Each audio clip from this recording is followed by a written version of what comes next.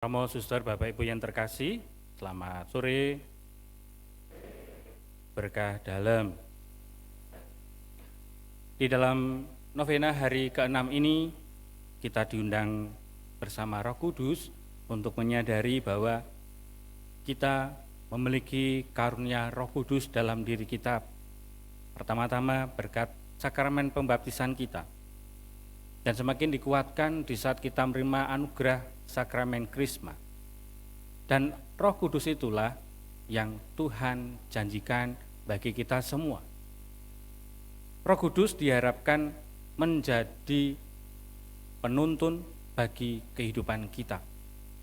Sehingga Santo Paulus di saat ia berada di Efesus dan harus melanjutkan karya-karya pelayanan pewartaan Injil ke kota-kota lain, ia mengingatkan jemaat untuk serahkanlah segala sesuatunya kepada Roh Kudus. Roh Kuduslah yang akan memimpin menuntun dalam kehidupan kita. Seringkali dalam kehidupan kita ini kita bisa melihat, kita bisa merasakan ternyata begitu banyak bimbingan Roh Kudus dalam kehidupan kita, baik dalam perkara kecil maupun perkara yang sangat besar. Sadar tidak sadar, kita kadangkala untung tadi saya berdoa, sehingga apapun yang aku katakan, apapun yang aku lakukan, tidak semakin membuat parah akibatnya. Atau paling tidak, di saat aku bersatu dalam Roh Kudus, aku mampu mempertanggungjawabkan kebenaran di hadirat Allah dalam perkara-perkaraku. Saudara-saudaraku yang terkasih, pengalaman kecil di dalam bimbingan karunia Roh Kudus itu adalah di saat dulu saya masih frater, saya ini adalah pribadi yang tidak bisa berkomunikasi atau bergaul dengan orang yang baru, dengan budaya yang baru. Sehingga satu kali di satu wawancara dengan Romo Rektor di Tan Rohani, saya cerita bahwa dalam komunitas ini ada teman yang belum pernah bicara dengan dirinya. Lalu Romo Rektor memberikan tugas, kamu harus temui teman frater itu di kamarnya dan ajak bicara. Waktu itu saya, ya Romo, tapi dalam hati, piye carane ngobrol aja, paling yo hai, halo. Ini kudu datang ke kamarnya, bicaranya bukan hanya bicara biasa, tapi bicara dari hati ke hati. Kecil hati, minder dalam hati waktu itu. Namun di saat saya menyerahkan diri kepada Tuhan, Tuhan, ya bimbinglah hambamu ini supaya dalam pembicaraan bersama temanku, sahabatku di komunitas ini bisa berjalan lancar. Ngetok pintu kamarnya tuh rasanya ora sido. Arep balik gitu ya. Tapi ya akhirnya ketok pintu dan saya mengatakan, apa ada waktu saya ingin berbincang-bincang dengan dirimu. Ya, untungnya ya jawabannya gitu ya. Kalau tidak, aduh tambah karuan hati ini.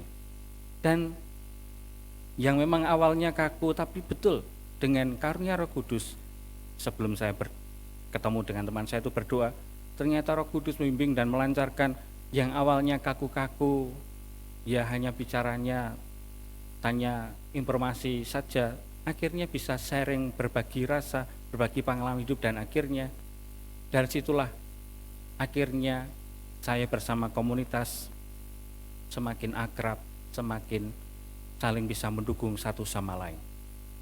Dan pengalaman Santo Paulus di jemaat di Efesus, memohon karunia Roh Kudus agar jemaat Efesus pun bersatu di dalam Tuhan, bersatu di dalam persekutuan jemaat untuk saling mendukung iman kepada Allah.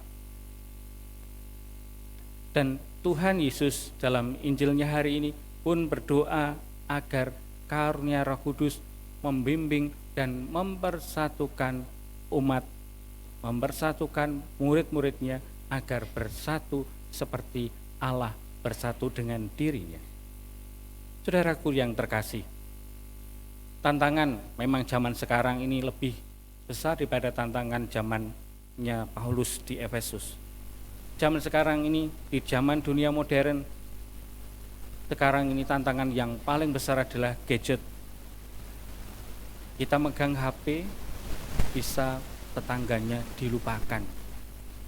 Kita bisa guyu-guyu dewe, sehingga temannya di depan, di sampingnya, nyapa kuwi, guyu-guyu dewe. Akhirnya penasaran dan kepo. Bahkan satu kali di sebuah komunitas pastoran, tapi guyonan, aku SMS kamu, padahal dep-depan. Ada depan tapi SMS-an, tapi guyonan. Artinya bahwa dalam kehidupan zaman sekarang ini, tantangan semakin berat untuk mendengarkan karunia Roh Kudus agar kita bisa menjalin relasi yang akrab satu sama lain. Bahkan dalam gadget pun kita bisa salah paham. Sehingga tantangan zaman sekarang adalah kita juga harus, selain jempol kita rajin untuk menutul HP, kita juga harus rajin melipat tangan jari-jari kita untuk mendengarkan dalam doa kita, mendengarkan karunia Roh Kudus, agar dalam kehidupan kita ini kita sungguh bisa berkarya, hidup membawa persatuan, membawa damaian dalam keluarga, lingkungan, dan paroki ini. Sehingga kita masing-masing, meskipun bukan penilik, meskipun kita bukan pemuka jemaat, kita semua diundang untuk membawa kedamaian, persatuan, menghadirkan Kristus yang penuh kasih seperti Roh Kudus yang akan membawa ketentraman dalam kehidupan kita. Berkat Tuhan melimpah bagi kita semua.